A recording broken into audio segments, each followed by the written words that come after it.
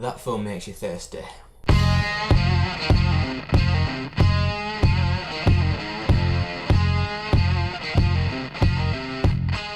Welcome back to my favourite film series, where of course I talk about my favourite films, and today I'm talking about 127 Hours, directed by Danny Boyle, starring James Franco. It's the true story of Aaron Ralston, a canyoneer who is in the Utah Canyonlands, Blue John, and he's climbing, and then he falls, and then a big boulder pins him against the wall. He can't move, and eventually, spoiler alert in case you don't know the story or haven't seen the film, he has to resort to cutting off his own arm with a penknife in order to survive and escape. 127 Hours is only like 90 minutes long. Any longer it would have been trying too hard, and any shorter it would have been a TV documentary. And most of this film revolves around James Franco stuck in this one space, and when you have a film that revolves around the protagonist stuck in one space, it can go one of two ways. Luckily, this goes the great way, because the film keeps you engaged with the character, and because it's a true story, it's all the more shocking and all the more inspirational that this actually happened in real life. And it's not just Aaron Ralston stuck in the canyon and trying all these big ideas to try and get out of it. No, he's actually having these revelations, and he's starting to realise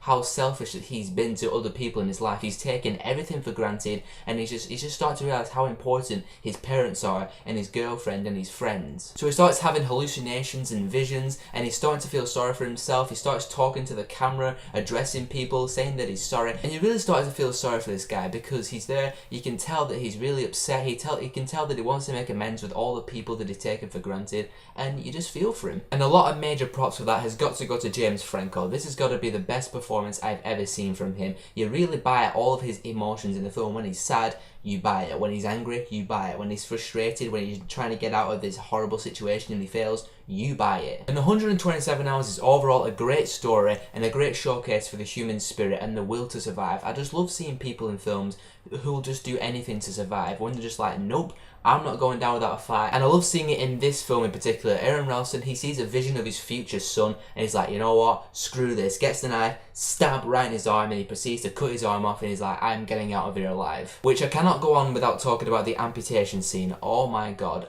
To this day, I've seen this film like 3 or 4, maybe even 5 times, and every single time the amputation scene just gets me. When he's trying to cut through the nerve, it does that horrible ringing sound effect. Very, very, very well done and very, very effective, but hard to sit through. And the end of this film is one of my favourite endings of all time. When he's finally out of the canyon, he's walking around, he's looking for help, and you have that triumphant music. The song is called Festival by Sergei Ross. I don't know if I'm pronouncing that right or not, I apologise. But that song in particular is so inspirational, and it just amplifies the triumph of him finally being out of this horrible canyon, and the landing helicopters coming down. He's finally getting rescued, and you're just tearing up, or at least I tear up anyway. Every single time I tear up, I get goosebumps all over, chills. Absolutely incredible ending to this film. It's one of my favourites of all time. I love 127 Hours. It's the perfect runtime, 90 minutes, and you're engaged throughout the entire film. It's a really great story of survival, one that really happened, and because it really happened, it just makes it all the more incredible. And this being one of my favourite films, I'm of course going to give 127 Hours 5 out of 5.